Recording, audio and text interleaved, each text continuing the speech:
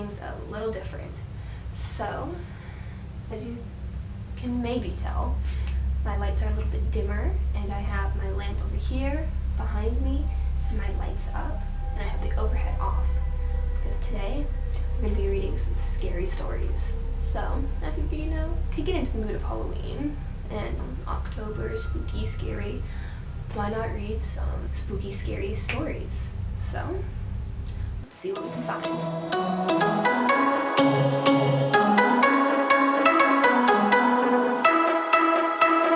Okay, now this is called Tap, Tap, Tap. Tap, Tap, Tap is a scary Halloween story about a group of school children, a secret knock, and a crazed murderer on the loose. I will tell you a story about something terrible that happened on Halloween. This story is true, so they say, and it made my hair stand on end just to hear it. It all happened many years ago in my town, which, at the time, was just a little town between the mountains of Catalonia, Spain. The town was little more than a small square with a church, a park, a prison, and a school, with all the houses clustered around.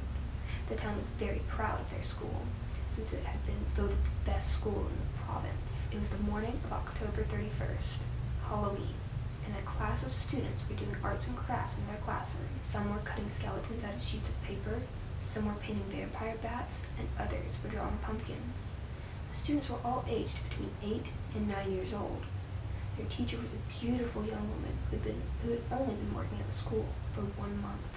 While the children were having fun, preparing Halloween decorations, the teacher turned the radio to listen to the weather forecast. She was planning to organize an outdoor Halloween party for the kids later that day, and wanted to be sure that it wouldn't rain. Suddenly, the weather forecast was interrupted by a news bulletin.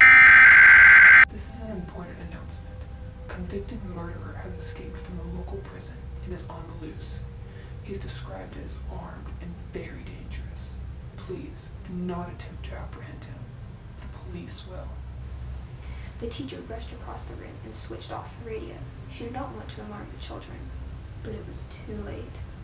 The children had all heard the broadcast and were very frightened by the news. They knew that the prison was very near school. The teacher tried to reassure them and told them not to worry. A few minutes later, the school principal made an announcement over the intercom. Attention, all teachers. We've been informed that police are dealing with a very serious situation that is occurring right now in town. All teachers are advised to lock doors and windows of their classrooms until the police get the situation under control. I repeat, lock all doors and windows until further instruction. That is all. The teacher told the class to stay calm. She took out her key and locked the classroom door. Then she went around and closed every window, making sure that they were secure and nobody could get in. One little girl raised her hand and asked if she could go to the bathroom. The teacher didn't want to let her go, but the girl insisted. The teacher finally relented and gave her permission to go to the toilet. After all, it was unlikely that the murder would come to the school. She told the girl that when she came back, she would have to give a secret knock at the classroom door. Then they would know that it was her, and they could let her back in. The code was 3 taps and 2 scratches.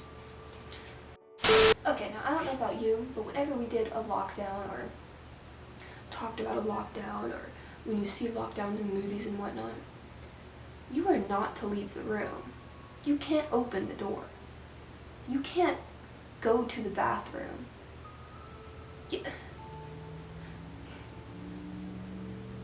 Okay. Tap, tap, tap. Scratch, scratch. The girl left to go to the bathroom, and the teacher locked the door behind her. To take the children's minds off the scary situation, she started telling stories. After 20 minutes had passed, and the girl still had not returned, the teacher began to get worried. What's taking her so long? She wondered out loud. Suddenly, they could hear footsteps in the corridor. Everybody in the classroom froze. Then they heard a noise at the door. Tap, tap, tap. Scratch, scratch. She's back, said the teacher in relief. She walked over, took out her key. What if it's not her? Asked one little boy who was shivering with fright. Now that little boy knows what's up. Because yeah, What if it's not her? This is why you don't do this. This is why we're told not to open the door. The teacher hesitated, her keys inches from the lock. Again, they heard a noise at the door. Tap, tap, tap, scratch, scratch. It must be her, said the teacher. She put the key into the door and unlocked it. Suddenly, the classroom door burst open and a tall man was standing there. See? Point taken. You don't open the door. In his right hand, he was holding a knife. In his left hand, he was holding the little girl's severed head. The escaped murderer came into the classroom, smiling from ear to ear. The children were trapped inside. All that could be heard in the corridors of the school were screams of terror and squeals of pain. In the chaos, the teacher managed to break the window and jump out. She barely escaped with her life and crawled to safety. The children, however, were not so lucky. When the police arrived, they found the murderer sitting in the middle of the classroom. The floor, walls, and ceiling were covered in blood. Little body parts lay scattered around him. He had chopped up every child in the class into tiny pieces. This got gruesome real fast. They found the headless body of the little girl in the third stall of the bathroom. The police figured out what had probably happened. That cold October day, the escaped prisoner must have been hiding in the toilet. The girl was asking for permission to go to the bathroom. He must have surprised her in the stall and forced her to tell him the password. When she did, he cut off her head. Today, the teacher is in a psychiatric hospital. She never recovered from the incident and can't stop repeating over and over again. Tap, tap, tap, scratch, scratch. Tap, tap, tap, scratch, scratch. The school was abandoned because parents refused to send their children there. There were too many bad memories. The school was left just the way it was when the murders occurred.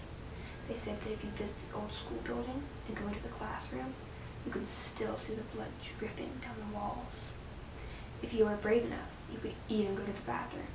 Just tap 3 times and scratch 2 times on the door of the 3rd stall. Then open it. You will see the headless body of the little girl sitting on the toilet. So, that was that one. That got very gruesome very quickly. That teacher was just setting them all up for that. That's my take on that one. Let's see if we can find one more from this website. Alright. Till death do us part. A newly married couple, Bill and Mabel, bought a house in a nice secluded part of Maine. After they moved in, their neighbors came to visit and warned them that their house was haunted. Bill and Mabel disregarded the tall tales they heard from their neighbors. They didn't believe in ghosts and weren't about to start now, just because some silly neighbors believed in the paranormal. And you know, it's always the people who don't believe that get screwed over. But Mabel was curious about the history of the house, so she contacted the real estate agent and told him she had heard odd stories about the house being haunted. The realtor said, by law, he should have disclosed the history of the house. Apparently, there had been a string of horrible murders committed in the house years before by an insane serial killer. Murders were only discovered after the killer had died. He had been smoking in bed when he fell asleep and accidentally dropped a cigarette on his bed sheets. His bed caught fire and he burned alive without ever waking up. His corpse had lain undiscovered in the house for years. Eventually, the police had broken in and found his decomposing body lying in bed. They dug up the garden and found the remains of his victims. Okay. So if his bed caught fire and burned him alive, wouldn't his house also catch fire? Wouldn't somebody know that his house was on fire and call the fire department, and then wouldn't the fire department put the fire out and find him dead? It wouldn't. Okay, let's keep going. The story unnerved Mabel, and she began having nightmares about the killer. She told her husband that she was beginning to believe that the stories of the haunting could be true. Mabel frequently complained about the feeling that someone was in the room during the night, and sometimes she would wake suddenly during the night convinced that she felt cold, bony hands touching her. Bill thought Mabel was just being silly, but to keep his wife happy, he promised to stay up all night and keep watch over her. Bill was confident that if she woke up after feeling the cold, bony hands and nobody was there, she would realize it was all in her imagination. True to his word, Billy stayed up the whole night. Around midnight, the room began to feel uncomfortably warm. He was gripped with the feeling of an overwhelming thirst. Leaving Mabel sleeping softly, he went downstairs to the kitchen to get a glass of water. Upstairs, in the darkened bedroom, Mabel awoke with a start. She heard footsteps outside the door, and then someone came into the room. She assumed it was her husband, Bill. She leaned over in bed to give him a kiss, but her lips touched something cold and bony. Bill heard the most horrible screaming coming from Mabel's room. He rushed upstairs and screamed in horror at what he found. Mabel's dead body lay stretched out on the bed. Her face was twisted in an expression of utter terror. Bill rushed downstairs and called the police. Several nights later, Bill was finally sleeping peacefully until around midnight. Again, feeling very thirsty, he went downstairs and got a glass of water. Okay, so your wife just died, and you're sleeping peacefully, and then all this happens again, and you know what? It must be Maine. He went back upstairs and was surprised to see a large lump in the bed. It was moving. He ran over and ripped off the bed sheets. The ghost of Mabel sat up in bed.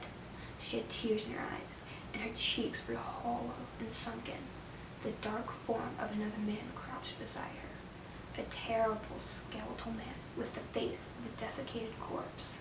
The skeleton man clutched Mabel's head in his cold, bony grasp and forced her to kiss him. Tears streamed down Mabel's face. In her hand, she held the biggest knife Bill had ever seen. "Didn't you promise me, Billy? Didn't you promise? Till death do us part? You promised," screamed Mabel as she floated toward the frightened and paralyzed Bill. So that was that.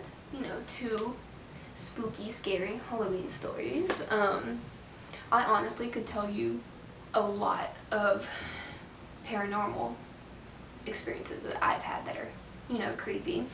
But these fun, just fun little stories to get into the Halloween mood. Hopefully next week's video will be a little more exciting than me sitting here in my room and reacting to something on the computer. But we shall see. That was that. Not very exciting, but the stories were enticing. But that's all for now, so see you guys next time.